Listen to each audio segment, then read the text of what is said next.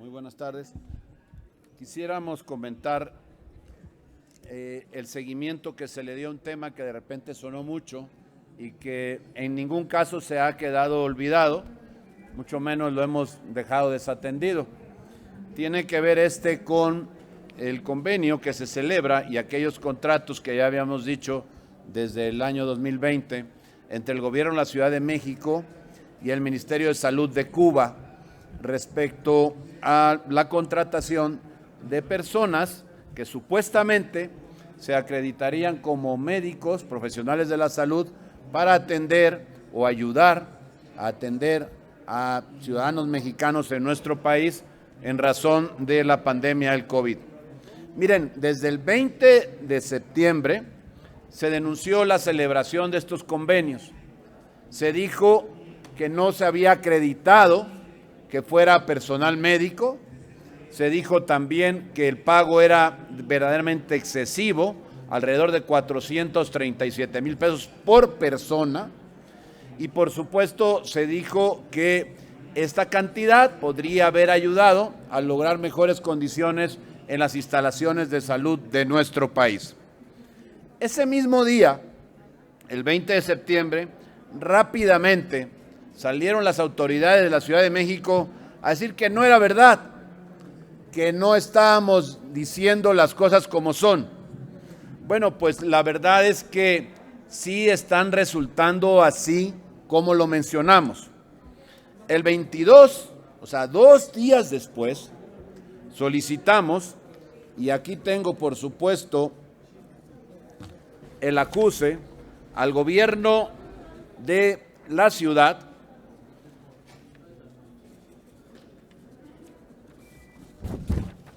la información de manera, digamos que formal, para poder tener la posibilidad de que contestaran tal como lo necesitábamos nosotros, que acreditaran que en realidad se trata de personal médico que tiene, por supuesto, sus estudios, como lo establece, por cierto, en esos convenios que mencionan.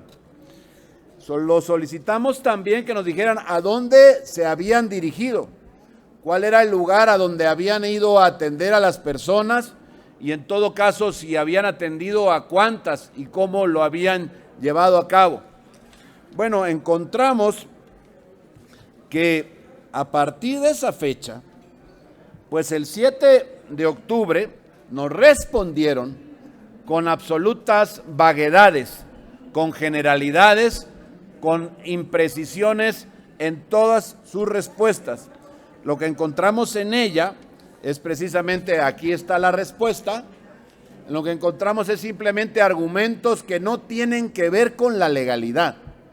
Ellos dicen que derivado del acuerdo que celebraron con el Ministerio de Salud de Cuba, pues ahí se establecía la confidencialidad de los datos.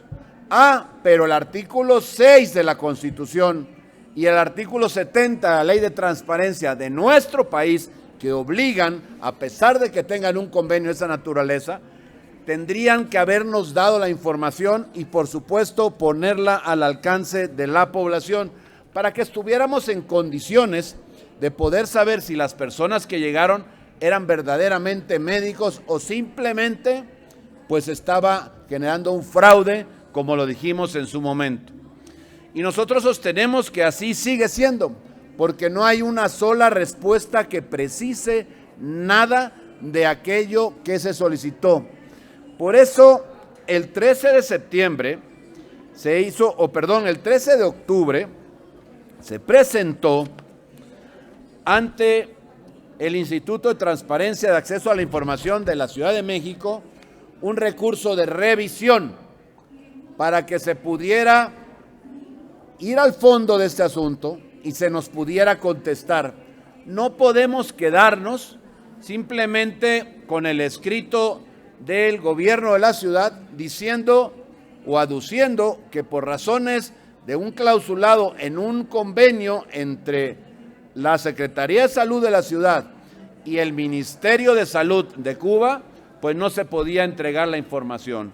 ellos tienen evidentemente la obligación constitucional y legal de entregar esa información. De otra manera, lo que está sucediendo, esperaremos pues la respuesta que se dé por parte, o la respuesta que se le dé pues a este recurso de revisión que se ha interpuesto por parte del grupo parlamentario del PAN. Pero no aceptamos nada menos que lo que la ley y la Constitución establece, que se pruebe si efectivamente estas personas eran médicos, que se pruebe y se nos diga a dónde fueron destacamentados, a dónde fueron enviados, a qué hospital, por qué se les pagaron esas cantidades, a cuántas personas atendieron.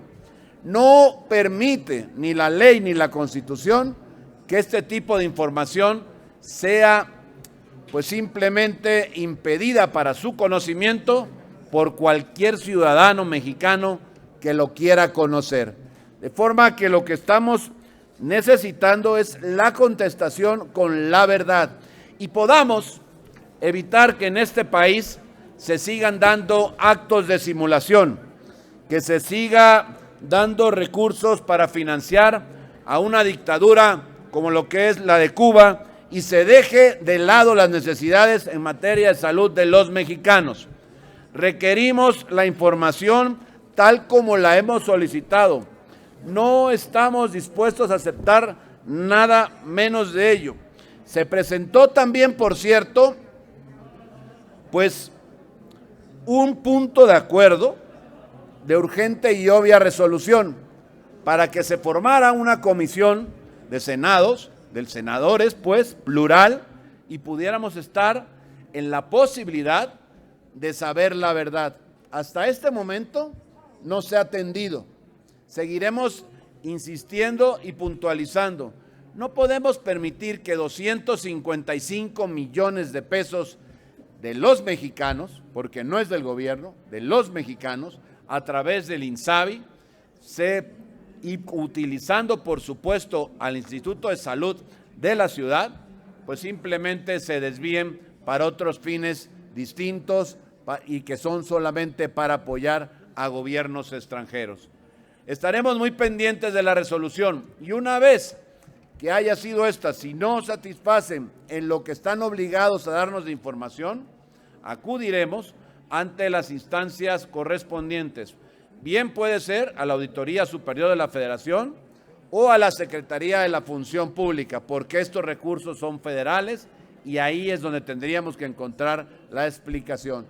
Y después de ello, si a pesar de todo este peregrinar no se da la información, estaremos acudiendo en adelante a lo que siga. Si hace falta una denuncia, presentarla también ante la Fiscalía.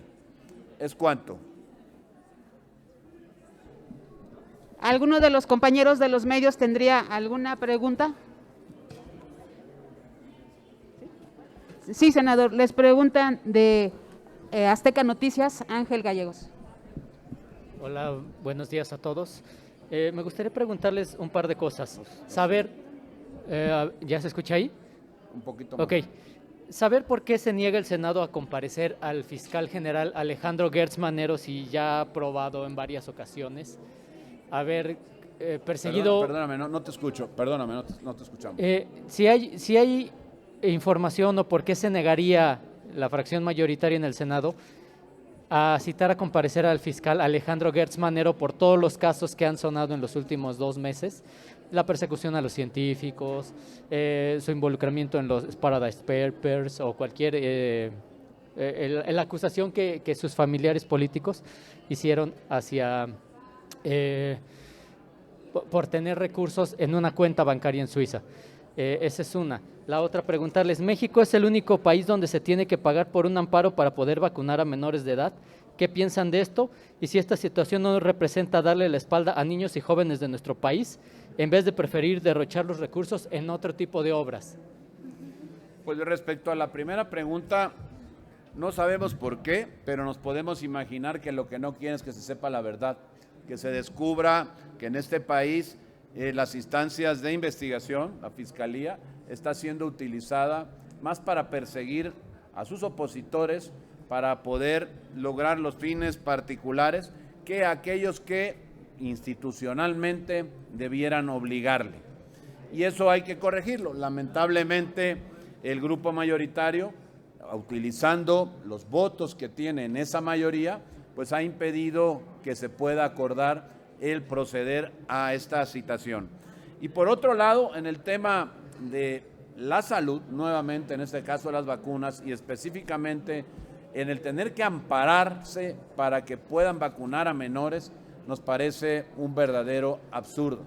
Es algo que ni debería de costar, ni se debería de impedir. Tendría que ser algo mucho más fácil y pareciera, por las declaraciones, ya se habló de ellas en su momento, del doctor Hugo López-Gatell, en donde dijo aquellas frases que, bueno, más valía ponerle a los adultos que a los niños, dejando de lado pues la importancia que tienen todos los ciudadanos de este país y por supuesto de manera preeminente los niños. Francamente es algo, una declaración muy desafortunada, ya se dijo aquí, ya se señaló, ya lo expusimos y lo que queremos es que se le dé la atención a todos por igual en nuestro país. Se habla también de la dificultad que se tiene para poder conseguir las cartillas de vacunación a quienes ya obtuvieron la posibilidad de ser vacunados, en algo que verdaderamente debiera ser muy sencillo y que lamentablemente otra vez la ineficacia, la torpeza, la ineptitud y por qué no la corrupción de este gobierno es la que impide que esto se pueda lograr. Francamente no hay una explicación para ello, no debía permitirse. Y por último, más allá de la pregunta, me gustaría comentar algo estrictamente a título personal. Tuve la oportunidad de estar apenas hace un par de días, específicamente el viernes, en la ciudad de Papantla, en donde está el centro ceremonial del Tajín. Es pues una belleza arqueológica. Increíblemente, en todo el país están abiertos, pero en Veracruz, ahí en el Tajín, está cerrado. Y hasta es la fecha que no hemos podido saber por qué. Ya solicitamos por escrito audiencia para que representantes de los prestadores de servicios turísticos de la zona, precisamente los mismos danzantes, los voladores de Papantla, pues, toda la gente que tiene que ver alrededor de la economía de ese gran atractivo turístico del norte del estado de Veracruz, pudiera dársele una explicación, porque aparentemente no la hay, para que pueda llevarse a cabo la actividad normal, la cotidiana, la que permite que la actividad turística en esa región, en Papantla, en Poza Rica, en Tuxpan, en Tihuatlán, en Cazones, en cada una de las zonas y municipios, de ahí incluso en la sierra de Papantla, se pudiera llevar a cabo una actividad mucho más importante. Hoy que necesita este país crecer económicamente, resulta que por argumentos que nadie explica, a nadie, absolutamente a nadie, sigue cerrado una actividad, un atractivo tan importante como lo es ese en el Tajín, allá en Veracruz, en el norte del estado. El viernes las autoridades del sector salud, el secretario Jorge Alcocer y el titular del INSABI, Juan Antonio Ferret, reconocieron que sí hay un ligero desabasto de medicamentos, pero ellos argumentaron que se compran los medicamentos, pero se los roban en los estados. ¿Este tipo de respuestas los dejaron satisfechos, senadores? No, por supuesto que no, porque al final no se trata de que nada más compra los medicamentos. Cuando se habla del abasto de medicamentos, no es nada más hacer la compra y que te llegue el medicamento, es hacer que llegue al centro de atención de salud. Esa es la responsabilidad del gobierno, no nada más comprarlo y entregarlo. Y si hay algo que está impidiendo el que la cadena, digamos que de abasto, pues o que llegue o que se haga de manera adecuada y que se interrumpa por tanto el abasto, pues hay que corregirlo, pero en ningún caso se puede aceptar semejante respuesta. Sí. Gracias. Sobre el tema de salud. A ver, el tema de salud es quizá uno de los temas más importantes para un país y este gobierno de Morena ha sido un verdadero fracaso al respecto. O sea, tenemos 3 años, tienen 3 años gobernando, pues. O sea, ya no se vale echar la culpa para atrás. ¿Cómo es posible que los mexicanos vayan y no tengan medicinas en sus hospitales?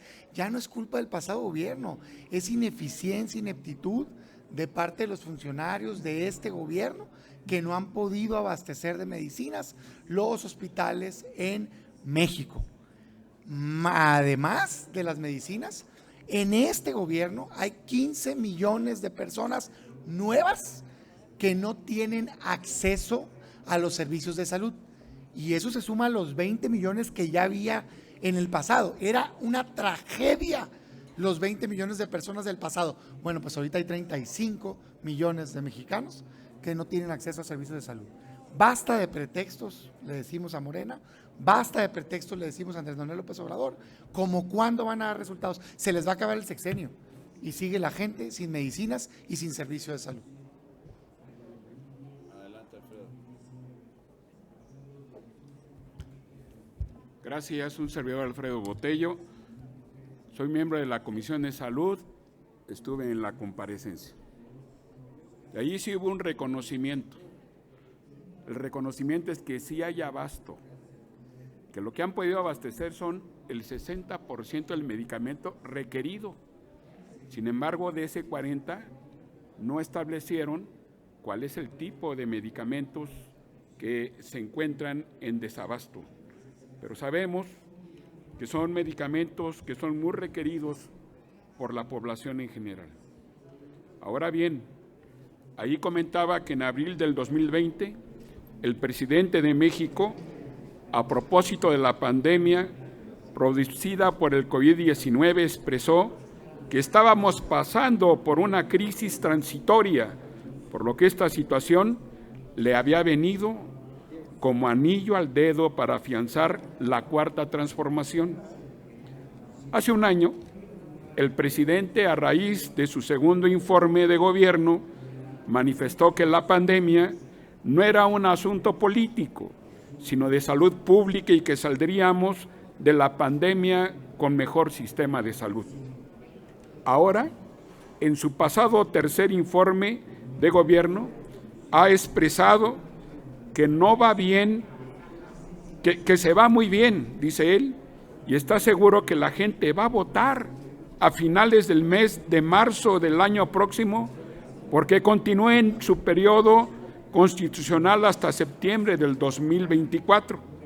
Pero faltaría, dijo, lo que diga la naturaleza, la ciencia y el Creador, porque no se puede ser soberbio y que cuando esté entregando la banda presidencial solo dirá a los cuatro vientos: misión cumplida, me voy a Palenque y dejará su corazón. Esto es lo que dice el mandatario. ¿Con esto qué refleja el señor presidente? Refleja que lo que menos le importa es la seguridad, la salud y el bienestar de los mexicanos, ya que por un lado manifestó hace un año que la pandemia no era un asunto político, sino de salud pública, pero un año después, en su mensaje, ha dicho que su principal objetivo es meramente político, ya que pretende que se vote en favor de que se quede hasta septiembre del 2024, por lo que es claro que con esa concatenación de expresiones es cierto lo que dijo al inicio de la pandemia. Al presidente le ha caído como anillo al dedo la pandemia y la salud. Muchas gracias. Les pregunta ahora Gerardo Cedillo de Enfoque Noticias. Gracias. Senador, le quisiera preguntar con respecto al asunto de la cannabis, de la marihuana, si hay o no, digamos, intención de que saliera en este periodo ordinario de sesiones, su bancada qué posición tiene al respecto. Sé que está pues prácticamente paralizado el asunto, pero no sé si se va a retomar en comisiones y después en el Pleno en este periodo. ¿Usted cómo lo evalúa?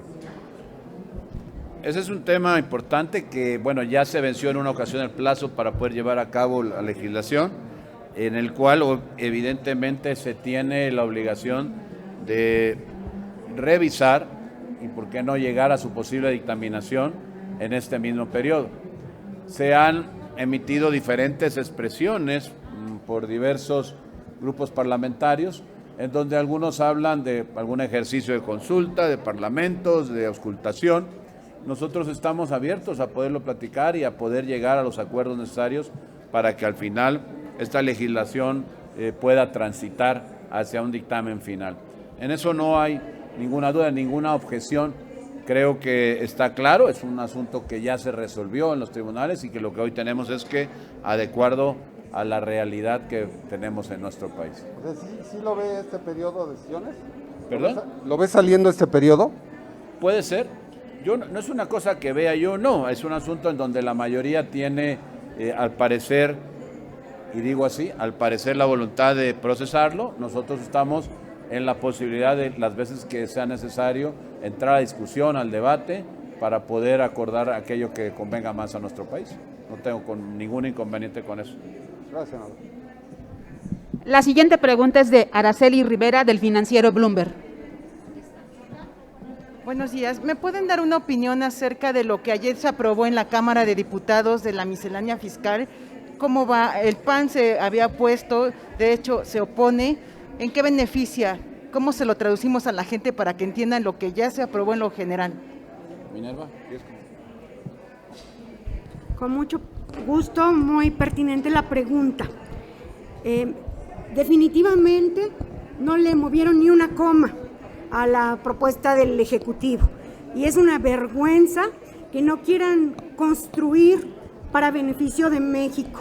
Hoy hay esquemas verdaderamente de terrorismo fiscal que, lejos de promover el criterio de pago voluntario, lo que hacen es espantar a los contribuyentes, incluso los cumplidos, y mantenerse mejor al margen de la legalidad. Y eso es muy grave porque están propiciando un efecto contrario al que ellos pretenden alcanzar para elevar la recaudación. Me parece que se han agotado todas las reservas que durante las últimas 2 décadas se han venido construyendo y hoy quieren sacar recursos hasta por debajo de las piedras. Y me parece también una gran insensibilidad dadas las circunstancias de la economía en nuestro país. La gente no tiene empleo, la gente no tiene ingresos, la gente perdió su trabajo, no hay ventas y el gobierno es un gobierno insensible. En el grupo parlamentario de Acción Nacional, pues lamentamos esa pretensión de atrapar a los jóvenes desde los 18 años, cuando, bueno, pues la mayoría de ellos ni siquiera tienen una actividad productiva. Nos lastima también el hecho de limitar todo lo que tiene que ver con el altruismo en nuestro país, con la filantropía. Se están hoy poniendo límites a las deducciones por donaciones, que me parece también una medida retrógrada, que no beneficia en nada al país, que limita la participación de los ciudadanos en el desarrollo de México, porque muchas de las organizaciones de la sociedad civil se ocupan de acciones que está dejando de hacer el gobierno, como por ejemplo en el tema de la salud, concretamente en los programas que tienen por objeto apoyar a la gente que padece cáncer, que padece leucemia, en fin. En el PAN tenemos un paquete de propuestas que incentivan la productividad de México, la competitividad, que permiten otorgar estímulos al sector productivo y apoyar el medio ambiente también. Tenemos propuestas que favorecen a la familia, que favorecen a la clase trabajadora y pues pronto, cuando llegue el paquete económico en materia de ingresos a este Senado de la República, pues las estaremos compartiendo con ustedes, con una visión de apoyar a México y no de destruirlo como lo están haciendo los diputados, los legisladores de los partidos de Morena y sus aliados. Gracias. Por la mañana el presidente dijo que era la mejor opción de presupuesto lo que se había mandado. Pues ya vemos que el presidente camina en sentido contrario a la sensibilidad de los legisladores, pero sobre todo a la sensibilidad de la gente, del pueblo de México. Gracias. Les pregunta ahora Carmen Arellano, de Ecos. Senadores, ayer ya, después de debates y consultas con algunos expertos en el tema, se decidió que los jóvenes van a estar verificados con esta nueva ley. Esto provocará en muchos de ellos que han dejado de estudiar y que han tenido un trabajo eventual, tener que registrarse para ser parte de todo lo de Hacienda. Mi pregunta concreta es, ¿ustedes creen que esto no repercutirá para el 24? Estos chavos que van a votar de nuevo y que van a poner su sello, ¿cómo ellos no entienden lo que está pasando en este momento con la nueva ley que tiene el gobierno federal? ¿Cómo impactará a los jóvenes? No sé si han tenido esa visualidad de que los jóvenes ya estén dando información en consecuencia de cubrir que no tienen una identidad y cosas de esas.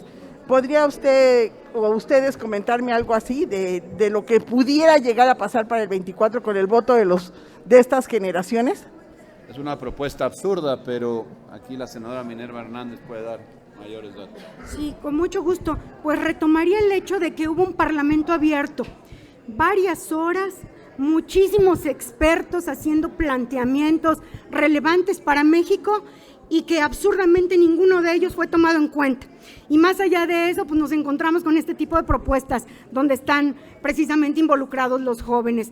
Desde luego que sería ideal que toda iniciativa presentada, como lo establece el 18 de la Ley Federal de Presupuesto y Responsabilidad Hacendaria, viniera soportada con un análisis financiero, ¿verdad?, como base para poder tomar decisiones, ya sea con implicaciones de costo para el Estado o de beneficios económicos también. Y en este caso, este no es el caso, porque no viene acompañada la iniciativa con una explicación concreta de la pretensión de abarcar a los jóvenes a partir de los 18 años en el Registro Federal de Contribuyentes. Entonces, bueno, yo considero que no es adecuado, lo ha manifestado nuestro grupo parlamentario, y que debiera mejor trabajarse en un programa amplio de cultura contributiva para que no solo los jóvenes, sino todas las personas de este país tuvieran claro cuáles son los beneficios de pagar impuestos, aunque lamentablemente hoy pues no se ven, porque muchos pagamos nuestros impuestos y ¿qué tenemos en consecuencia? Servicios deficientes, mal alumbrado público, carreteras y caminos rurales en pésimo estado, hospitales con desabasto, escuelas en condiciones deplorables, falta de elementos, de herramientas para controlar el COVID, me refiero a todo lo que tiene que ver con la sanitización, en fin. Entonces, yo creo que lejos de querer capturar a la fuerza a los jóvenes en esto, deberíamos primero empezar por difundir los beneficios de la cultura contributiva. Incluso hay considerado en la ley de premios, olvido el nombre concreto de la ley, en esa ley está previsto el Premio Nacional al Contribuyente, y bueno, nunca se ha llevado a cabo ese premio, y sin embargo yo creo que hay contribuyentes que son cumplidos y a los cuales se les violenta una y otra vez sus derechos. Por cierto, el paquete, la miscelánea especialmente, está plagada de violaciones a los derechos de los contribuyentes, que por supuesto el Grupo Parlamentario de Acción Nacional habrá de defender cabalmente la próxima semana cuando estemos discutiendo en esa materia. Gracias. Sería todo, no tenemos más preguntas registradas. Ok, muchas gracias a todos, muy buenas tardes. A ustedes, senadoras, senadores, les agradecemos mucho. Buenas tardes.